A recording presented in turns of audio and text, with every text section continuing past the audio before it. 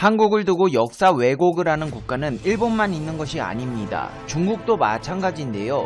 더 큰 문제는 중국의 역사 왜곡이 다른 나라들에게까지 사실인 양 통용되고 있다는 것입니다. 특히나 미국의 대학 입시 시험 SAT와 과목별 시험 AP 교재를 살펴보면 한반도가 과거 대부분의 시기 동안 중국의 영토였다고 표기되어 있습니다. 미국 주요 교과서 출판사인 배런스가 출간한 SAT 세계사 교재를 보면 700년대 중국 당나라 영토에 신라가 포함되어 있습니다. 그러면서 한국은 중국의 피보호국이었다고 적혀 있습니다. 뿐만 아니라 중국 명나라 영토가 압록강이 아닌 청천강 유역까지 내려와 있는가 하면 청나라 때는 아예 한반도 전체가 청나라 영토로 포함되었습니다. 다른 교과서도 마찬가지입니다. 더 프리스턴 리뷰에도 한국은 당의 속국이었다고 표현되어 있습니다. 한국이 당나라 때 중국의 속국이 되었고 일본과 강화도 조약을 맺은 1876년에 중국으로부터 독립을 했다는 건데요. 이 교과서의 내용에 따르면 한국은 고대와 중세 내내 중국의 속국이었고 그러다가 일본 식민지를 겪었다는 이야기가 됩니다. 중국과 일본의 피지배를 받던 한국은 역사가 100년밖에 안 된다는 것인데 이렇게 왜곡된 역사가 교재에 자리 잡은 건 중국과 일본의 역사 왜곡에 기반한 것이란 지적이 나오고 있습니다. 중국의 민족주의는 코로나 시대를 맞아 그 기세를 더하고 있는데요.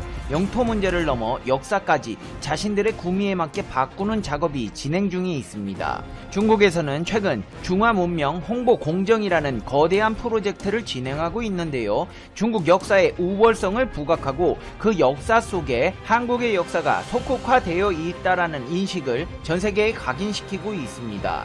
체계화된 방역 시스템과 시민의식으로 전 세계를 이끌어가는 리더 국가로 발돋움하고 있는 한국이 중국의 지배를 받았다는 인식을 얻는다면 중국의 위상이 한층 더 올라갈 것이라는 계산에서 기인한 행위들로 분석되고 있습니다. 실제로 SAT와 AP 교재는 미국에 있는 대학을 가려는 전 세계 중고등학생들이 봅니다. 한류 열풍으로 한창 한국에 대한 관심이 높아진 전 세계 청소년들에게 한국이 중국의 속국이었다는 엉터리 역사를 가르치고 있는 겁니다. 놀라기엔 아직 이릅니다. 중국에서는 안중근 의사가 조선족 출신이라는 말도 안 되는 주장을 중국 대표 인터넷 포털에 버젓이 올려놨는데요. 바이두가 운영하는 바이두백과에는 한국의 대표적 독립운동가 안중근 의사가 조선족이라고 표기되어 있습니다. 뿐만 아니라 백범 김구 선생, 의거 당시 중국인들이 크게 칭송한 윤봉길 의사도 모두 조선족이고 아름다운 우리말 시를 남긴 저항시인 윤동주는 아예 국적까지 중국으로 표기되어 있습니다. 당시 독립운동가들이 일제의 만행을 알리기 위해 만주, 상해, 지린성 일대에서 거주하거나 활동했는데 이 사실을 교묘히 이용해 국적과 출신을 중국으로 바꿔버리고 있는 것입니다. 세계 유명 사전들에서조차 대한민국의 역사는 왜곡되어 있습니다. 아메리칸 헤리티지 영어 사전에는 한국사의 시작이 기원전 12세기로 소개하고 있으며 영국의 옥스포드 영어 사전에는 한국 최초의 국가가 기원전 1세기이다. 7세기에 신라가 통일하고 1910년 일본의 식민지가 되기 전까지 조선 왕조가 지배했다고 소개하고 있습니다.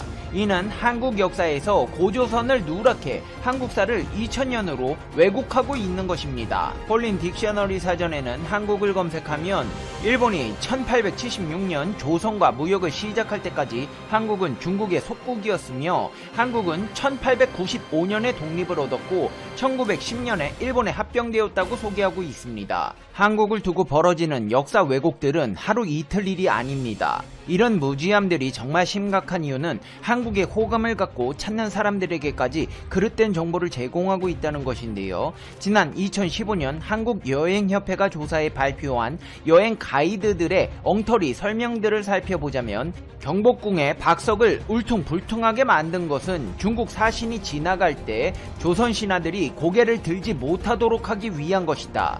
조선은 중국의 부속 국가로 청나라 때 미녀들을 조공했기 때문에 한국에는 미녀가 없으며 현재 미녀는 모두 성형했다고 되어 있습니다. 중국 국적 가이드들이 한국을 찾은 중국인 관광객들에게 이런 식으로 설명을 했다는 것입니다. 특히 전체 엉터리 설명 가운데 절반가량이 한국을 중국의 부속 국가 등으로 폄하한 발언이 차지했습니다. 대한민국에서는 시정 조치를 강하게 요구하고 있으나 중국의 최고 권력을 가진 시진핑 총리부터가 그릇된 역사관을 가지고 있으니 바꾸고자 하는 노력은 찾아볼 수가 없습니다. 2017년 트럼프 미국 대통령은 미국에서 시진핑 중국 국가주석과 정상회담을 한 뒤 월스트리트저널과의 인터뷰에서 다음과 같이 말했습니다.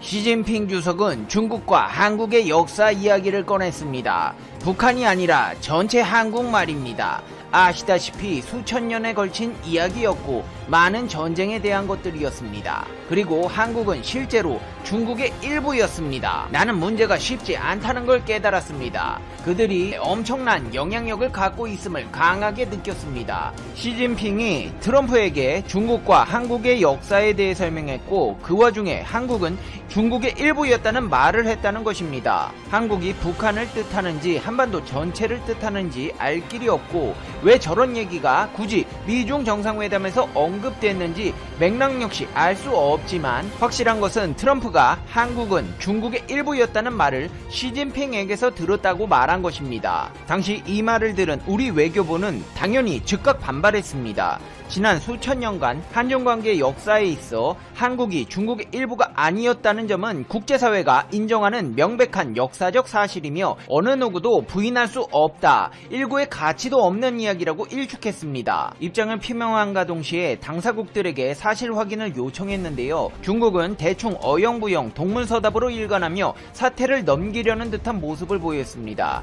트럼프 발언에 대한 질문이 나오자 중국 외교부 대변인은 한국민은 걱정할 필요가 없다. 관련 정황을 확인할 방법이 없다고 답했습니다. 중국은 이 문제에 대해 사실상 해명을 거부한 셈입니다. 지난 2000년대 초반부터 중국은 동북공정이라는 작업을 시작했습니다. 중국과 국경을 접하고 있는 동북쪽 변방 문화권의 역사를 중국의 역사로 편입시키려는 노력이었습니다. 그러면서 엄연한 한반도의 역사인 고구려와 발해도 그 대상에 포함시켰는데요. 향후 한반도가 갑자기 통일된다면 그 와중에 중국이 북한 영토 가운데 일부에 대해 영유권을 주장하기 위한 것으로 풀이되기도 했습니다. 19세기 말까지 중국은 공식적으로 한반도를 속방으로 간주하며 종주권을 주장했습니다. 실제로 이런 역사 왜곡은 중국의 땅 따먹기에 적극적으로 이용되기도 하는데요. 중국이 한때 독립국이었던 신장 위구르의 동투르키스탄 공화국과 티베트를 침공해 자국 영토로 편입했을 때 내세운 근거도 이 지역이 청나라 때 자국의 일부였다는 것입니다. 역사 왜곡은 그대로 영유권 분쟁으로 이어지고는 합니다. 21세기 해양 실크로드 건설이라는 미명하에 추진 중인 1대1로 사업은 개발도상국의 인프라 건설을 지원하는 형태로 과거 중국이 조공국에 행하던 모습과 닮아 있습니다. 이를 통해 자국 중심으로 세계 질서를 재편하려는 것은 중화 패권주의 부활이라는 의심을 사기에 충분합니다. 일본의 독도 영유권 주장에 밀려 주목받지 못하고 있지만 중국은 공식적으로 한국의 이오도를 수엔자오라고 부르며 자국의 배타적 경제 수영 내에 있는 영토라고 주장해왔고 관영 언론을 통해 한국 측 해양과학기지에 대해 도서의 침략 점거라는 표현을 써왔습니다. 특히 2010년대 들어 이오도 해역에 중국 선박과 항공기 출현이 늘면서 분쟁의 조짐도 커지고 있습니다. 군 당국의 자료에 따르면 매년 중국 군용기의 한국 방공식별구역 무단 진입은 적게는 수십 차례에서 많게는 수백 차례에 달하는 것으로 나타나 상습을 넘어 거의 정례화돼 버린 것으로 보입니다. 이어도는 제주도 남단 마라도에서 서남쪽으로 149km에 위치한 수중 암초로 한국 정부는 2003년 이곳에 해양과학기지를 건설하고 시료 지배하고 있습니다. 중국이 국제법을 무시하고 남중국해와 인도와의 분쟁에서 보인 행태에 비춰볼 때 무력 도발이 없을 거라 장담할 수도 없습니다. 한국은 독도 문제에 대해선 촉각을 곤두세우고 철저히 대응하고 있지만 이어도 문제에 대해선 국민들의 관심이 독도에 비해 현저히 떨어집니다. 중국은 말로는 자신들의 영토라고 주장하고 있지만 함부로 한국에 발을 들일 수 없습니다. 대한민국 해군에서는 이러한 주변국들의 국지 도발을 방어하기 위해 대형 소송함 항공모함 건조 사업을 진행 중에 있기 때문입니다. 대한민국의 백령도함은 경항공모함을 건조하겠다고 하며 발표되었습니다. 경하 배수량 3만 톤 수준으로 3차 FX 사업의 2차 도입분에 F-35B 20대를 추가 도입하는 것을 검토 중이며 차후 함재기로 탑재할 예정입니다. 게다가 여기에 현무 3C 순항미사일까지 탑재된다면 그 위력을 한층 더할 것입니다. 무엇보다 우리 전략자산인 항공모함을 운용하면 독자적인 해공군 작전이 가능해 자주국방이라는 수건사업에 한층 더 가까워질 것으로 분석되는데요. 중국뿐 아니라 일본의 독도 도발을 막기 위해 최근 북한과 일본의 갈등 조짐이 심상치 않습니다.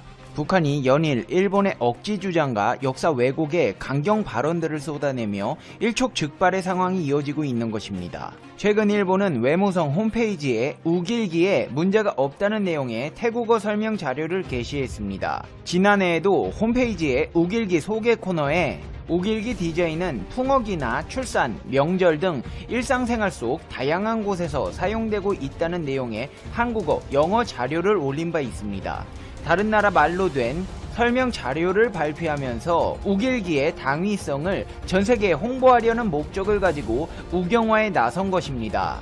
북한은 일본이 우길기 자료를 게시한 것에 대해 왜곡과 기만이라며 반발하고 나섰습니다. 북한 외무성은 홈페이지에 민경우 일본 연구소 연구원 명의로 세상을 웃기지 말라는 제목의 기고문을 싣고 전범기인 우길기에 침략 역사를 왜곡하고 세인을 기만하려 하고 있다.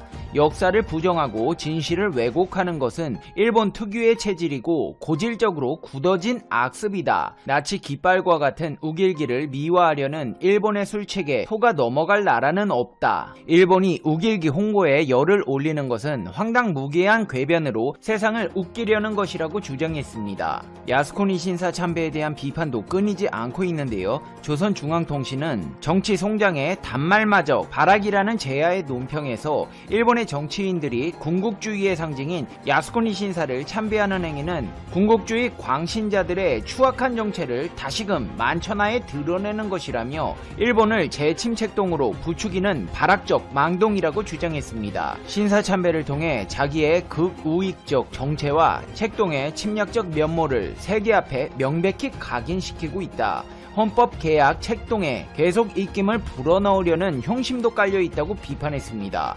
북한은 이에 그치지 않고 일본이 UN 안전보장이사회 상임이사국 진출을 하려는 것은 야욕이라며 강력하게 반발하고 있습니다. 북한 외무성에서는 일본은 UN 안보이사회 상임이사국 자격이 없다는 제목의 글을 올렸습니다. 그러면서 과거 정산을 회피하고 죄악에 죄악을 더 쌓고 있는 일본은 절대 UN 안보이사회 상임이사국이 될 수 없다. 일본은 우리나라를 불법으로 강점한 후 100만여 명의 조선인을 학살하고 840여만 명의 조선 학생들을 강제로 납치, 연행함과 동시에 20여만 명의 조선 여성들도 일본군 노예로 끌고 갔다. 오늘까지 국가적 책임을 회피하고 있는 나라다. 일본이 국제평화와 안전보장을 사명으로 여기는 안보리 상임이사국에 진출하는 것은 국제적 정의와 인류의 양심에 대한 우롱이고 모독하는 것이다. 일본은 더러운 개 주둥이에 언제 가도 상아가 돋을 수 없다는 것부터 알아야 한다고 했습니다.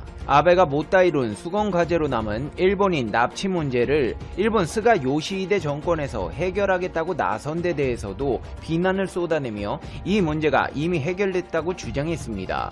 북한은 외무성 홈페이지에 어리석은 백년 하청식 망동이라는 제목의 글을 게재해 스가 정권이 아베의 본을 따서 납치 문제에 미련을 갖고 여기저기 구걸하는 해괴한 노름을 벌이고 있다고 비난했습니다. 그러면서 아베는 우리의 선의에 의하여 다 해결된 납치 문제를 시종일관 자신의 정치적 인기와 몸값을 올리는데 악용했다. 국내에서 정치 추문이 터지고 불리한 형세가 조성될 때마다 납치 문제 해결을 떠들면서 인민들을 기만하고 반공화국 대결 분위기를 고취시키는 것이 바로 아베였다.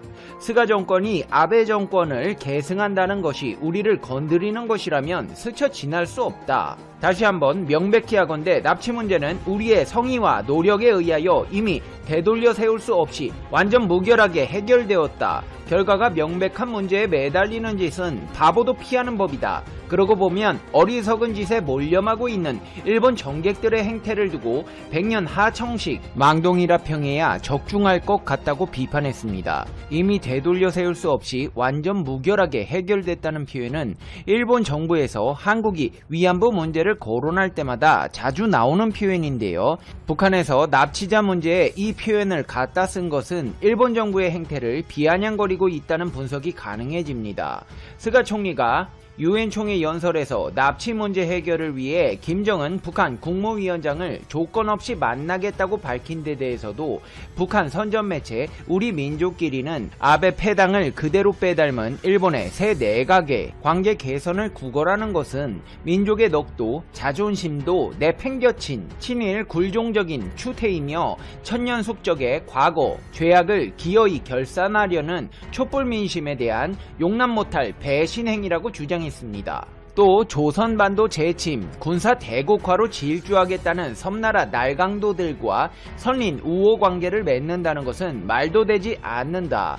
해야 할 것은 관계 개선 구걸이 아니라 일제의 과거 죄악에 대한 사죄와 배상을 받아내며 군국주의 광기를 짓눌러 놓는 것이라고 목소리를 높였습니다. 일본에서도 이런 북한의 반응에 대해 즉각 입장을 밝혔는데요. 일본 가토 가스노부 관방장관은 정례 기자회견에서 납치 문제가 이미 해결됐다는 주장은 일본 정부로서는 받아들일 수 없다. 납치와 핵미사일과 같은 여러 현안을 포괄적으로 해결해 불행한 과거를 청산하고 국교 정상화를 지향한다는 생각에는 변함이 없다. 납치 문제는 스가 내각의 가장 중요한 과제다. 피해자들이 매년 고령화하고 있어 납치 문제 해결에는 일각의 유예도 없다는 인식을 공유하고 있다고 강조했습니다. 일본은 위기가 찾아올 때마다 어김없이 한국의 도움을 요청하곤 합니다. 대한 수출 규제, 방사능 배출같이 한국에 피해를 주는 사안에는 귓등으로도 안 듣던 한국 정부의 의견이지만 자신들이 불리한 상황에 직면하게 되면 순해진 강아지 마냥 꼬리를 내리고 들어오곤 합니다. 이번에도 마찬가지입니다. 코로나19 확산 이후 막혀있던 한일 간 비즈니스 목적 왕래가 지난 8일부터 재개된 가운데 일본 도쿄신문에서는 이번 양국 간 합의를 상호 신뢰 회복의 계기로 삼아 북한의 납치 문제 등의 현안에 함께 돌파구의 전기를 마련하자고 제언했습니다. 도쿄신문은 이란 왕래 재개, 합의 거듭해 신뢰 회복이라는 제목의 사설을 통해 코로나19 국면에서 이웃나라와의 출입문이 약간 더 넓어지게 됐다. 이번 성과를 양국 간 과제의 해결로 이어가기를 바란다고 밝혔습니다. 그러면서 비즈니스 목적으로 한정된 것이라고 해도 이번 입국 재개는 희소식이라며 신중하게 추진해야겠지만 관광 목적 입국에 대해서도 제한이 완화된다면 일본 내 관광업에는 큰 도움이 될 것이라고 했습니다. 지들 마음대로 한국 때리게 할 때는 언제고 이제 와서 한국인들 관광 좀 와달라며 꼬랑지 내리는 모습이 우습지 않을 수가 없는데요. 일본은 북한이 하루가 멀다 하고 발표하는 비판 성명에 겁을 잔뜩 먹은 모양새입니다. 특히나 북한의 열병식의 모습을 드러낸 대륙간 탄도미사일에 괴물이 탄생했다며 공포감을 드러낸 모습이 역력한데요. 북한은 열병식에서 11축 22륜의 이동식 발사대 차량에 실린 새로운 ICBM을 공개했습니다. 이 ICBM은 앞서 2017년 공개한 화성 15형 미사일보다 길고 두꺼운 모습을 하고 있습니다. 일본 언론들에서는 북한의 새로운 ICBM은 괴물이다, 화성 15보다 훨씬 크다, 현재 일본의 자위대로서는 이 미사일에 대응할 방법이 없어 보인다는 반응을 보였습니다. 북한의 새로운 ICBM은 길이 약 25m에서 26m, 지름은 2.5m에서 2.9m 정도로 추정됩니다. 덩치가 크니 화성 15형에 비해 사거리가 길거나 더 무거운 탄두를 실어 나를 수 있는 게 틀림없어 보입니다. 전문가들은 이 미사일에 여러 개의 탄두를 한 번에 나를 수 있는 다탄두 능력을 갖춘 게 아닐까 추정하고 있습니다. 다탄두란 하나의 탄두 미사일에 여러 개의 탄두가 탑재된 미사일을 뜻합니다. 일본이 유독 북한의 미사일에 신경을 곤두세우는 것은 과거 강제징용과 위안부 문제가 북한의 심기를 건드리고 있다는 것을